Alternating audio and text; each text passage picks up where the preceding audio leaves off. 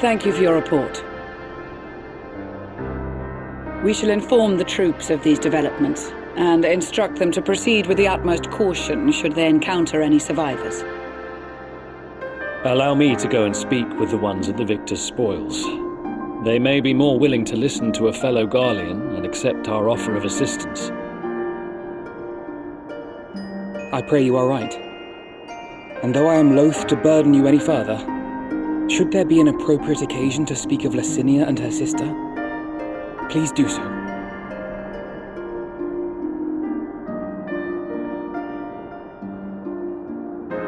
I am sorry to have put you through this. My distress is nothing compared to their suffering. So tell me, what else have we learned?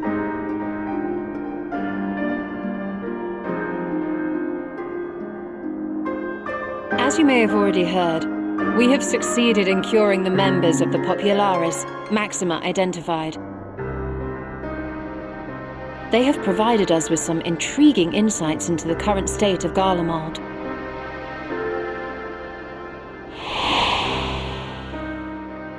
The assassination of Emperor Varus was the catalyst for the civil war. Nerva declared his claim to the throne, and his opponents refused to recognize it. Fighting broke out in the capital, where Nerva's 3rd Legion clashed with the 1st, who remained loyal to Varus even after his death. Of course, even Imperial warmongers would balk at the idea of turning their shining city into a battleground. Like burning down the wood to spite the wasps. Neither side would be so mad.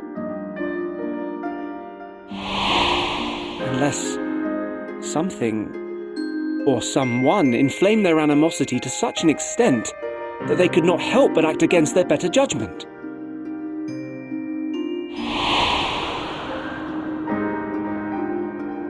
It brings to mind events of the Gimlet Dark, does it not? The Emperor's sudden withdrawal from the front lines, specifically. Nerva and his father, Titus, Varus's then political rival, took advantage of rumors that Crown Prince Zenos had been possessed by a demon. Elidibus, what better way to disparage your enemies than with the truth, or a close enough approximation? Indeed. But before their accusations could be substantiated, many of Titus's followers were silenced.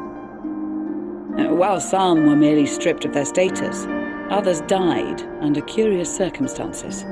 One after another, suddenly and suspiciously. Again, Elidibus. Like as not, he had a hand in it. No evidence was found to implicate Varus, certainly. Nevertheless, Titus, Nerva, and the 3rd Legion would have judged it a brazen attempt by the Emperor to rid himself of his political enemies. And then, in the midst of this growing turmoil, Varus Sosgalvis is murdered.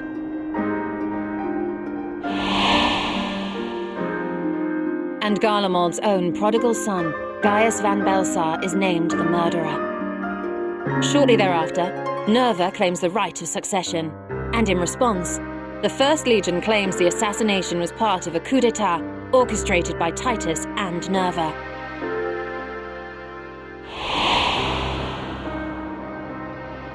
So no one is at fault, and everyone else is to blame.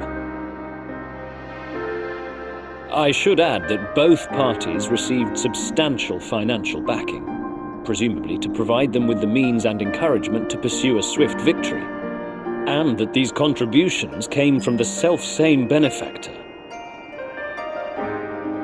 I'd heard House Brutus had been filling the 3rd Legion's coffers, but the 1st as well. It would seem so. Though the Populares determined that the 1st Legion received funds from a variety of organizations, all had connections to House Brutus. So Fandaniel, in the guise of Asahi, was playing both sides against each other the entire time. The information we gained from my friends does not end there. One night, shortly after fighting broke out, the capital was shaken by an immense tremor. From that point onward, they have no memories, no recollection of any events, including our clash on the Magna Glaciers. But when asked about the Imperial Palace and its bizarre transformation, they somehow recall Emperor Varus giving them orders in their dreams. May the Tower of Babel stand as testament to the glory of Garlemald. This sounds awfully familiar. We have something to show you all.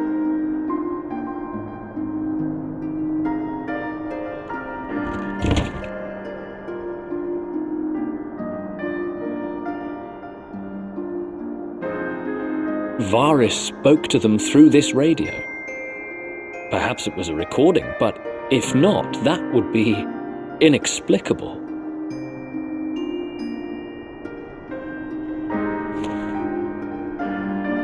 We are of one mind, then.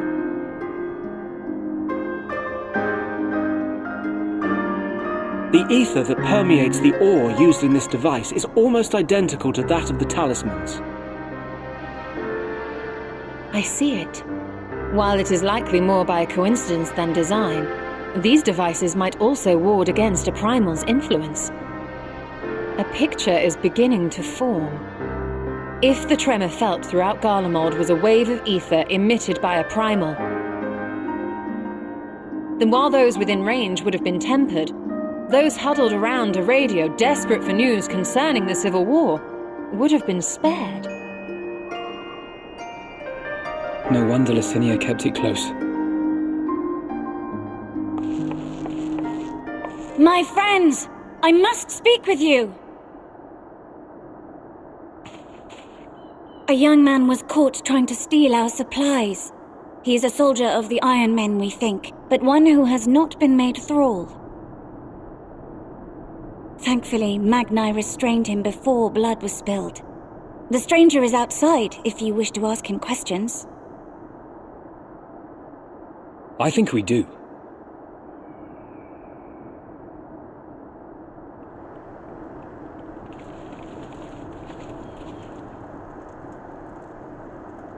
Who do we have here?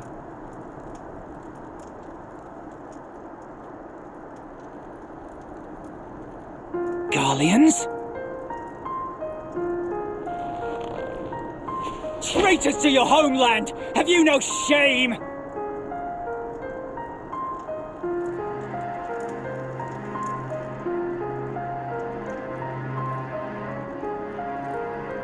I am Lucia Junius, a Temple Knight of Ishgard. And you are? Julius Pier Norbanus. And that's all you invaders will get from me. We are not here to invade Garlemald, far from it. Like you, our allies in Eorzea and the Far East fight in defense of their lives and their loved ones even as we speak. But it is the people of Garlemald who have suffered most. This we know, and that is why we have come to offer you our aid, that we may unite against our common foe.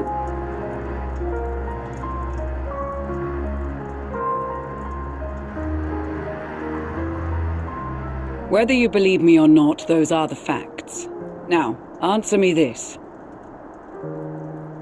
Why would a proud soldier of the Empire be reduced to stealing? The situation must be dire indeed for you to go to such lengths.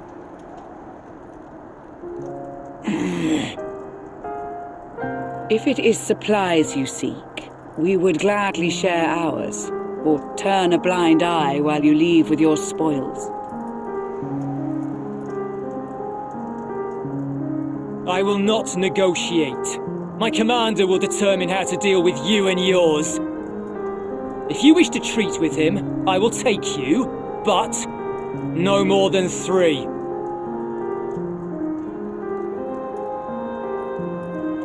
I don't much like the sound of that. But if we do accept his proposal, I suggest the two of us and...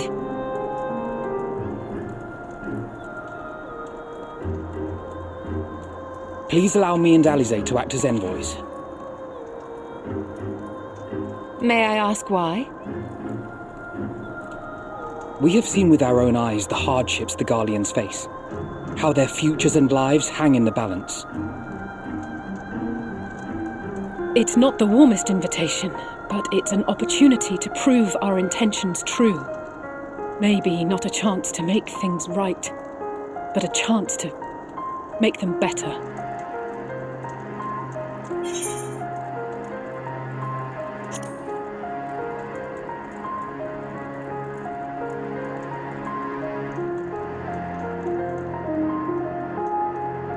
I can see that persuading you otherwise is a lost cause, but you will proceed with the utmost care.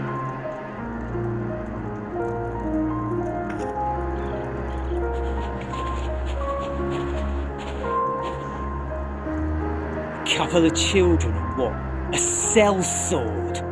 Is this an insult? Not in the least.